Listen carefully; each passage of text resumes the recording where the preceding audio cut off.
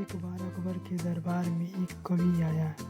उसने अकबर की शान में एक कविता लिखी। अकबर बहुत महान है, वह बहुत दयालु है। तो सबने कहा यह तो बिल्कुल सच बात है।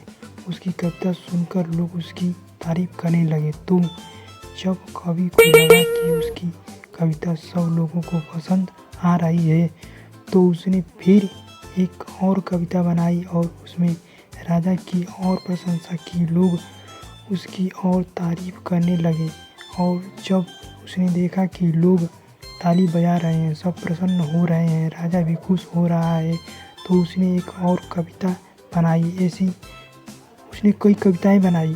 अंत में उसने एक ऐसी कविता बनाई जिसमें उसने कहा कि आप तो भगवान से भी बड़े हैं। जैसे ही कवि ने यह कहा, दरबार में एकदम सन्नाटा छा गया।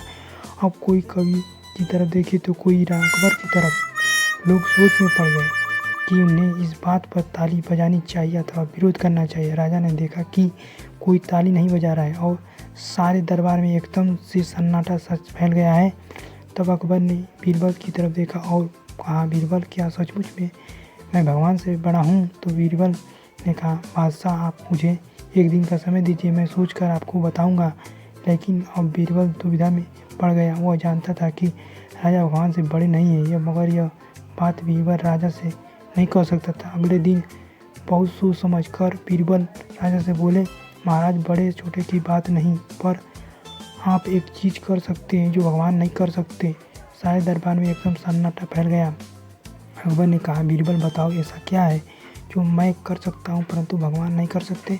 तब बीरबल ने कहा, आप किसी को भी अपने राज्य से बाहर निकाल सकते हैं, परंतु वह जो इस संसार के पालनहार है वह किसी को अपने राज्य से बाहर नहीं निकाल सकते। वह हमारे अंदर ही मौजूद है, जो हमें डरने की कोई ज़रूरत नहीं।